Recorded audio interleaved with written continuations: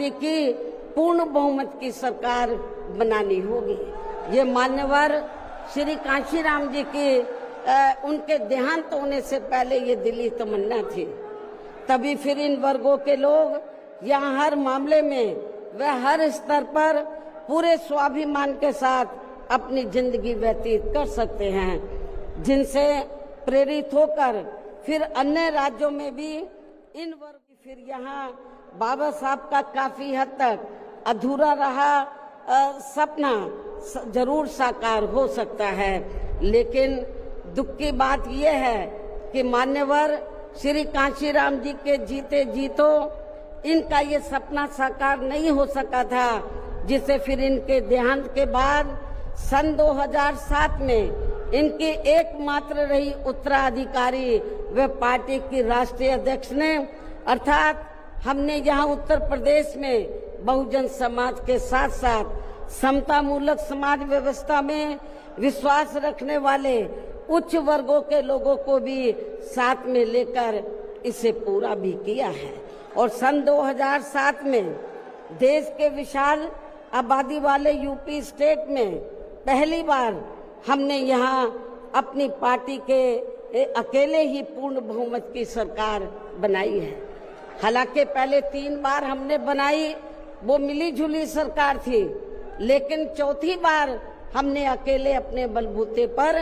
UP में पूर्ण बहुमत की सरकार बनाई है। जो यहाँ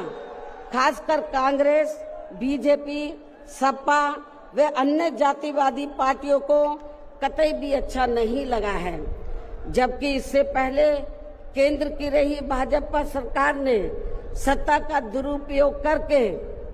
मेरे ऊपर व मेरे माँ बाप, भाई बहन एवं अन्य रिश्ते नातों आदि के ऊपर भी अनेकों गलत एवं फर्जी केस दर्ज करा के हम सभी को जबरदस्ती इनकम टैक्स व सीबीआई आदि के जंजाल में फंसाकर हमारी छवि को धूमिल करने का हर संभव पूरा प्रयास किया है। इसके साथ साथ आगे चलकर इन सब मामलों में केंद्र की रही कांग्रेसी सरकार ने भी हमें न्याय देने के बजाय बल्कि काफी उलझा दिया था, और तब फिर हमें इन सब के विरुद्ध मान्य कोर्ट में भी जाना पड़ा है, जहां हमें न्याय मिला है। इस प्रकार से ये सब भी हमें काफी कुछ झेलना पड़ा है। लेकिन ऐसे विकट व संघर्ष भरे हालातों में भी हमने बाबा साहब डॉक्टर भीमराव अंबेडकर के बताए हुए रास्तों पर चलकर यहाँ उत्तर प्रदेश में सन 2007 में हुए विधानसभा चुनाव में अकेले ही ये चुनाव लड़कर फिर अपनी पार्टी की पूर्ण बहुमत की सरकार बनाई है। और हमने यहाँ बाबा साहब डॉक्टर भीमराव अंबेडकर एवं मान्यवर श्री कांशीराम जी आदि के सपनों को काफी हद तक साकार किया है। और इसके लिए हमने अपनी सरकार में यहाँ जातिवादी, संकीर्ण व पूंजीवादी व्यवस्था के शिकार रहे लोगों को, अर्थात सर्व समाज में से खासकर गरीबों, दलितों, आदिवासियों, पिछड़े वर्गों के साथ साथ मुस्लिम एवं अन्य धार्मिक अल्पसंख्यक समाज के लोगों के भी हित व कल्याण में अनेकों ऐतिहासिक कार्य किए हैं, जिनके नाम बदलकर उन्हें अब अन्य राज्यों में विभिन्न पार्टियों की सरकारें भुना रही है, जबकि इसका वास्तव में असली श्रेय बीएसपी को ही जाता है। साथ ही हमारी पार्टी की रही सरकार ने दलितों एवं अन्य उपेक्षित वर्गों के लोगों के हितों का सभी मामलों में पूरा ध्यान रखा है। खासकर आरक्षण का तो इन्हें पूरा लाभ दिया है। इतना ही नहीं, बल्कि हमने यह अपनी सरकार में सर्व समाज में से गरीबों, मजदूरों, बेरोजगारों, किसानों, वकीलों, कर्मचारियों, व्यापारियों एवं अन्य मेहनतकश लोगों के साथ साथ यहाँ छात्रों, युवाओं, महिलाओं वे बुजुर्गों आदि के भी हितों में काफी महत्वपूर्ण कार्य किए हैं, जिनसे इन्हें काफी ज्यादा लाभ पहुंचा है। इनके साथ साथ हमारी पार्टी की रही सरकार ने प्रदेश में अपराध नियंत्रण एवं कानून व्यवस्था को भी चुस्त व दुरुस्त करने के लिए यहाँ जाति, धर्म व दलगत राजनीति से ऊपर उठकर कार्य किए हैं, ताकि प्रदेश में अमन चैन व शांति व्यवस्था आदि कायम रहे, जिसकी प्रदेश में उस समय काफी जरूरत भी थी। साथ ही कानून व्यवस्था के मामले में हमने यहाँ हर स्तर पर अन्याय, अपराध व भय मुक्त वातावरण भी पैदा किया है। इस प्रकार से हमारी पार्टी की पूर्ण बहुमत की रही सरकार ने यहाँ सर्व समाज के लोगों को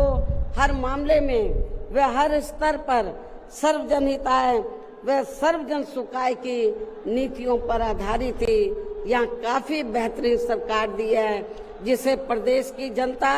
अभी तक भी भुला नहीं पा रही है। और खासकर हमने रोटी रोजी देने के मामले में सर्व समाज में से यहाँ गरीबों, दलितों एवं अन्य उपेक्षित वर्गों के लोगों को काफी हद तक उन्हें आत्मनिर्भर भी बनाया है, जिनके यहाँ वर्षों से सभी विरोधी पार्टियों की रही सरकारों की जातिवादी, संकीर्ण व पूंजीवादी सोच होने के कारण काफी ज्यादा उपेक्षा की गई है। इतना ही नहीं, बल्कि हमने वर्तमान केंद्र की सरकार की तरह अपने राजनीतिक स्वार्थ में इनके टैक्स के पैसों से ही थोड़ा सा मुफ्त में राशन देकर इनको अपना गुलाम व लाचार नहीं बनाया है, अर्थात इनको दूसरों के ऊपर निर्भर नहीं रखा है। इसके साथ साथ हमारी पार्टी की रही सरकार ने देश में यहाँ बहुजन समाज में समय समय पर जन्मे अपने महान संतों, गुरुओं व महापुरुषों में भी खासकर महात्मा ज्योतिराव फूले, छत्रपति शाहू जी महाराज, नारायण गुरु, बाबा साहब डॉक्टर भीमराव अंबेडकर, मान्यवर श्री कांशीराम जी, संत गुरु रविदास जी व गौतम बुद्ध आदि को भी विभिन्न रूपों में पूरा आदर सम्मान दिया है। जो ये सब यहाँ जातिवादी पार्टियों को कतई भी रास नहीं आ रहे हैं, और इस मामले में समाजवादी पार्टी तो सबसे आगे रही है। और अब ये समाजवादी पार्टी यहाँ अपने राजनीतिक स्वार्थ में जबरन पीडीए आदि की हवाई बातें करके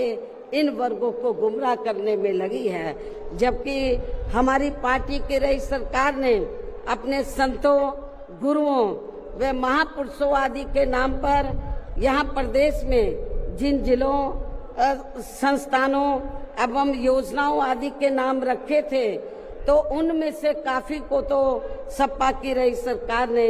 बदल दिया है, जैसा कि शुरू में मैंने आप लोगों को बताया है। साथ ही हमने इन वर्गों के विकास व उत्थान में जो अनेकों महत्वपूर्ण योजनाएं शुरू की थी, तो उन्हें भी अधिकांश बंद कर दिया गया है। आरक्षण दिए जाने के मामले में भी सपा की रही सरकार ने यहाँ दलितों, आदिवासियों एवं अन्य पिछड़े वर्गों के लोगों के साथ हमेशा पक्षपात वाला रवैया ही अपनाया है। इनके पदोन्नति में आरक्षण को तो इस पार्टी की रही सरकार ने एक प्रकार से यहाँ खत्म ही कर दिया था। इसके अलावा इनकी रही सरकार में यहाँ गुंडों, बदमाशों, माफियाओं एवं अन्य अराजक तत्वों को ही ज्यादातर बढ़ावा दिया गया है, जिसकी वजह से यहाँ कानून व्यवस्था भी काफी बुरी तरह से चरमरा गई थी। और अब अधिकांश मामलों में लगभग यही स्थिति हमें यह वर्तमान बीजेपी की सरकार में भी देखने के लिए मिल रही है, जबकि आजादी के बाद इनसे पहले यहाँ शुरू में काफी वर्षों तक कांग्रेस पार्टी के रहे शासनकाल में तो इन वर्गों का हर स्तर पर काफी ज्यादा शोषण व उत्पीड़न आदि हुआ है। एक प्रकार से कुल मिलाकर यहाँ यूपी में कांग्रेस पार्टी का भी ज्यादातर जातिवादी, संकीर्ण व पूंजीवादी सोच के आधार पर ही शासन चलता रहा है। और सन 1975 में देश में लगी इमरजेंसी में तो कांग्रेस पार्टी की रही सरकार ने यहाँ बाबा साहब के संविधान को भी काफी हद तक प्रभावहीन ही बना दिया था, जिसकी आड़ में अब इस पार्टी के लोग आए दिन किस्म किस्म की नाटकबाजी करते रहते हैं। संविधान को हाथ में लेकर किस्म किस्म की नाटकबाजी करते रहते हैं। इसके साथ साथ कांग्रेस पार्टी ने हर प्रकार के हथकंडे इस्तेमाल करके बाबा साहब डॉक्टर भीमराव अंबेडकर को संसद में भी चुनकर नहीं जाने दिया था। इसके अलावा केंद्र में इसी कांग्रेस पार्टी की रही सरकार ने भारतीय संविधान के मूल निर्माता एवं उपेक्षित वर्गों के मसीहा परम पूज्य बाबा साहब डॉक्टर भीमराव अंबेडकर को भारत रत्न की उपाधि से भी सम्मानित नहीं किया था। इसके बाद फिर इनकी मूवमेंट को आगे गति देने वाले मान्यवर श्री कांशीराम जी को भी उनके देहांत के बाद केंद्र में रही इसी कांग्रेस पार्टी की सरकार ने इनके सम्मान में एक दिन के लिए भी राष्ट्रीय शोक घोषित नहीं किया था। इसी प्रकार समाजवादी पार्टी की भी सरकार ने एक दिन के लिए भी राष्ट्रीय शोक घोषित नहीं किया था। साथ ही इन्होंने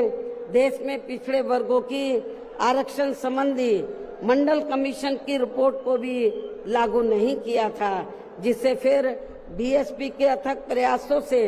श्री बीपी सिंह जी की रही सरकार में ही लागू किया गया था। इसके साथ साथ उसी समय ही बाबा साहब डॉक्टर भीमराव अंबेडकर जी को भी भारत रत्न की उपाधि से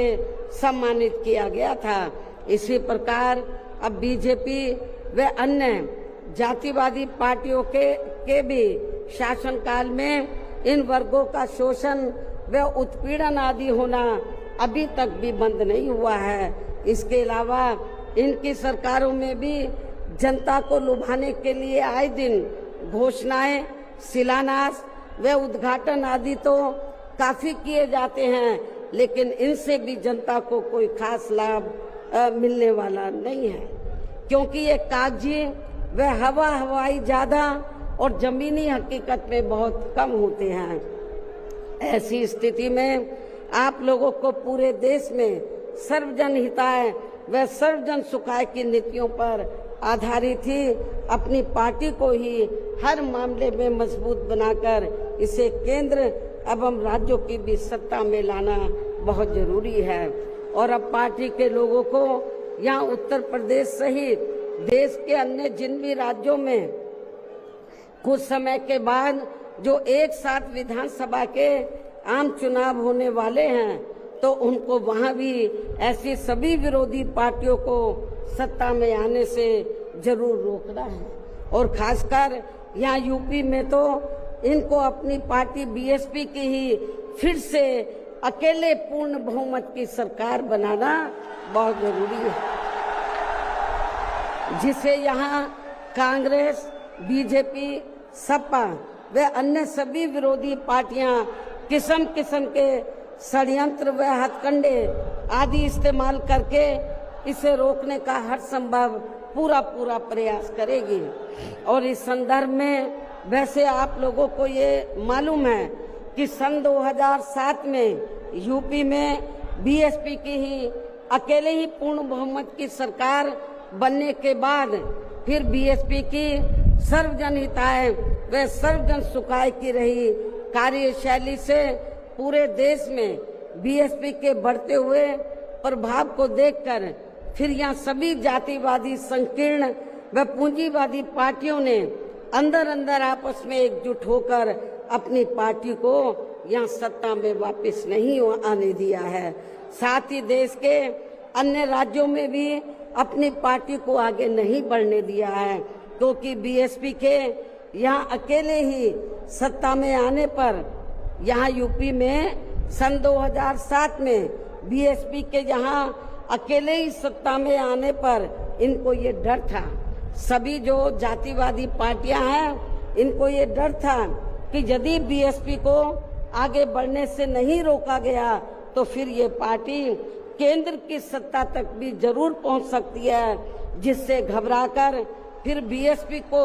पुणे या सत्ता में आने से व पूरे देश में भी आगे बढ़ने से रोकने के लिए फिर हुआ ये कि इसके बाद फिर खासकर यूपी में जो भी विधानसभा व अन्य राज्यों में भी विधानसभा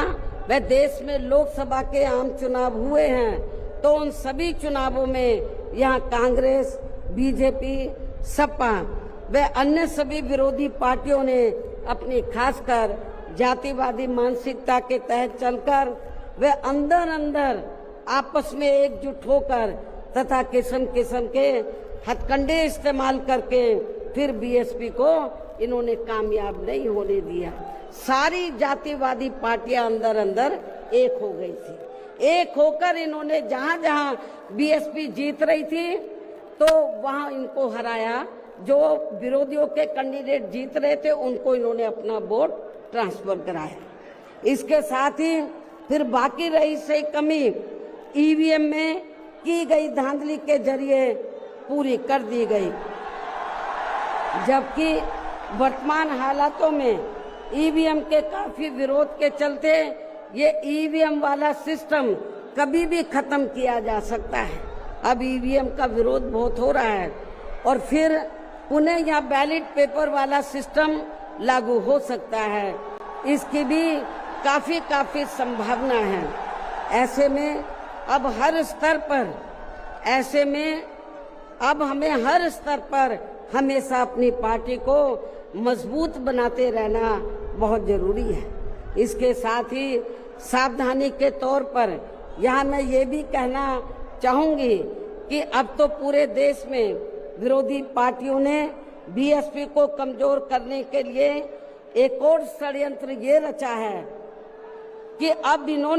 विरोधी पार्टियों ने बीएसपी के विशेषकर दलित बेस वोट को बांटने के लिए इसी समाज में से स्वार्थी एवं बिकाऊ किस्म के लोगों को इस्तेमाल करके वे उनके जरिए अनेकों पार्टियां व संगठन आदि भी काफी बनवा दिए हैं, जिनसे ये जातिवादी पार्टियां चुनाव में अपने अपने फायदे के हिसाब से उम्मीदवार खड़े करवा के बीएसपी को कमजोर करने में लगी है। और अब तो ये पार्टियां अंदर अंदर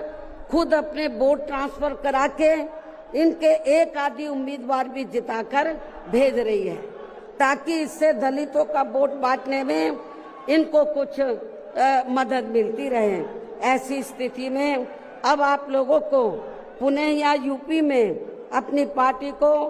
सत्ता में लाने वे अभी हाल ही में बिहार प्रदेश में होने वाले विधानसभा आम चुनाव में तथा आगे चलकर अन्य और राज्यों में भी विधानसभा व देश में लोकसभा के होने वाले आम चुनाव में भी अपनी पार्टी का बेहतर रिजल्ट लाने के लिए ऐसे सभी स्वार्थी एवं बिकाऊ दलित संगठनों व पार्टियों को अपने यार दोस्त, जात बिरादरी व रिश्ते नाते आदि के चक्कर में भी पड़कर अब इनको अपना एक भी वोट देकर खराब नहीं करना है, वरना फिर इसका पूरा लाभ यहाँ विरोधी पार्टियों को ही मिलता रहेगा। जिसे भी खास ध्यान में रखकर अब हर छोटे बड़े चुनाव में आप लोगों को अपना एक भी वोट ऐसे सभी स्वार्थी एवं बिकाऊ पार्टियों एवं संगठनों आदि को नहीं देना है, बल्कि अपनी एकमात्र हितैषी पार्टी बीएसपी को ही देना है, ताकि बीएसपी फिर से अपना बेहतर रिजल्ट लाकर पुणे या यूपी की सत्ता में वापस हो सके तथा देश के अन्य सभी राज्यों में भी पार्टी पुणे आगे बढ़ सके। और इसके लिए विरोधी पार्टियों के ऐसे अनेकों और भी सभी हथकंडों से अपनी पार्टी के लोगों को जरूर सावधान रहना है। इसके अलावा पार्टी के लोगों को सचेत करने के उद्देश्य से यहाँ मैं ये भी कहना चाहूंगी कि पिछले कुछ समय से दुनिया के अनेकों देश किसी न किसी मुद्दे को लेकर हुए बवाल व हिंसा आदि से काफी ग्रसित रहे हैं और ये सिलसिला अभी भी जारी है। लेकिन अपने भारत देश को भी जैसे इसका कुछ नजला लगना शुरू ही हुआ था तो उसे फिर तुरंत में ही केंद्र व संबंधित राज्य सरकारों ने सख्ती से निपटा है, जिससे केंद्र व सभी राज्य सरकारों को आगे भी काफी सतर्क रहना होगा। इतना ही नहीं बल्कि देश में आम जनहित के मुद्दों पर आवाज उठाने की बजाय जो पिछले कुछ समय से यहाँ स्वार्थी व शरारती तत्व एक दूसरे के देवी देवता, खुदा व धर्म आदि को लेकर तथा इन पर आए दिन नए नए मुद्दों को निकालकर देश में बवाल व हिंसा आदि पैदा करने की कोशिश में लगे रहते हैं और फिर इनकी आड़ में राजनीति करते हैं, ये भी देश हित में ठीक नहीं है। जबकि इन सब मामलों में सभी को भारतीय संविधान के मुताबिक चलना चाहिए, साथ ही सभी धर्मों का पूरा आदर सम्मान भी करना चाहिए और इनके सदियों से चले आ रहे धार्मिक नियम, मान्यताएं व परंपराएं आदि में भी किसी को दखल देना उचित नहीं है और ना ही इनकी आड़ में आई लव आदि की कोई राजनीति नहीं करनी चाहिए। इसके अलावा जहां तक पिछले दिनों जम्मू कश्मीर के पर्यटक स्थल पहलगांव में हुई आतंकी घटना का सवाल है, जिसमें काफी महिलाओं के सिंदूर उजड़ गए थे, तो ये अत्यंत ही दुखद व चिंता की बात है। हालांकि इस घटना को होने से रोका जा सकता था बशर्ते यदि उस समय सरकार द्वारा इस पर्यटक स्थल पर सुरक्षा का उचित प्रबंध किया होता, जो नहीं किया गया था। साथ ही हमारी विदेश नीति भी हमेशा देश व जनहित में ही होनी चाहिए और इस मामले में अभी हाल ही में अमेरिका द्वारा लगाए गए भारी टैरिफ से भी केंद्र सरकार को काफी सचेत रहने की जरूरत है और इसी परिप्रेक्ष्य में इन्होंने स्वदेशी उत्पाद को बढ़ावा देने पर जोर देकर जो देश को आत्मनिर्भर बनाने की बात कही है, तो ये हवाई ना होकर बल्कि जमीनी हकीकत में भी लोगों को होता हुआ नजर आना चाहिए, जिसका फिर हमारी पार्टी भी जरूर स्वागत करेगी। और अब इन सब बातों को मद्देनजर रखते हुए पूरे देश में अपनी पार्टी को हर स्तर पर मजबूत बनाना व इसे आगे बढ़ाना भी बहुत जरूरी है और खासकर इस बार यूपी में बीएसपी की अकेले ही पूर्ण बहुमत की यहाँ सरकार जरूर बनाना है और ये इसलिए भी बहुत जरूरी है क्योंकि बीएसपी के सत्ता से हटने के बाद जब से यहाँ सपा व बीजेपी की सरकार बनी है, तो तब से यहाँ पूर्व की रही कांग्रेसी सरकार की तरह ही इनकी भी सरकारों में सर्व समाज में से खासकर यहाँ गरीबों, दलितों एवं अन्य पिछड़े वर्गों के लोगों का सही से विकास व उत्थान आदि नहीं हो पा रहा है और अब इनमें गरीबी एवं बेरोजगारी आदि काफी ज्यादा बढ़ गई है। साथ ही इनके ऊपर हो रही जुल्म जाति आदि भी काफी चरम सीमा पर पहुंच चुकी है। इनकी बहन बेटियां भी अधिकांश सुरक्षित नहीं रही है। इसके साथ ही इन वर्गों के लोगों को यहाँ आरक्षण का भी सही से पूरा लाभ नहीं मिल पा रहा है। हालांकि इस संबंध में आप लोगों को ये मालूम है कि इनके आरक्षण को लेकर अभी तक जितने भी मान्य कोर्ट के फैसले आए हैं, तो उनकी सभी जातिवादी पार्टियों की रही सरकारों ने सही से पैरवी नहीं की है, जिससे अब इनको आरक्षण का बहुत कम ही लाभ मिल पा रहा है। और इस मामले में यहाँ मैं ये भी कहना चाहूंगी कि बीएसपी के अथक प्रयासों से देश में एससी व एसटी वर्गों के सरकारी नौकरियों में पदोन्नति में आरक्षण को प्रभावी बनाने के लिए, इसको प्रभावी बनाने के लिए जब केंद्र की रही कांग्रेसी सरकार में संविधानिक संशोधन विधेयक संसद में लाया गया था, तो तब उसे कांग्रेस पार्टी ने बीजेपी व अन्य आरक्षण विरोधी पार्टियों की अंदरूनी मिलीभगत से पास तक भी नहीं होने दिया था, जो अभी तक भी संसद में लटका पड़ा है। जबकि समाजवादी पार्टी के सांसदों ने तो इस बिल को ही संसद में फाड़ दिया था। इतनी ज्यादा इस पार्टी को इनके पदोन्नति में आरक्षण दिए जाने को लेकर इस बिल से इनको जबरदस्त एलर्जी थी, नफरत थी। ऐसे में अब आप ही ये बताएं, क्या ऐसी स्थिति में कांग्रेस, बीजेपी व सपा आदि जैसी इन जातिवादी पार्टियों में या खासकर अपने दलितों एवं अन्य उपेक्षित वर्गों के लोगों का सही से विकास व उत्थान आदि हो सकता है? मैं समझती हूँ कतई भी संभव नहीं है। इसके अलावा इन्हीं की तरह यह उत्तर प्रदेश सहित पूरे देश में मुस्लिम एवं अन्य धार्मिक अल्पसंख्यक समाज के लोगों का भी सही से विकास व उत्थान आदि होना तो बहुत दूर की बात रही, बल्कि अब तो इनका जान माल व मजहब आदि भी पूरे तौर से सुरक्षित नहीं रहा है। इनकी सच्चर कमेटी की रिपोर्ट भी दरकिनारी कर दी गई है।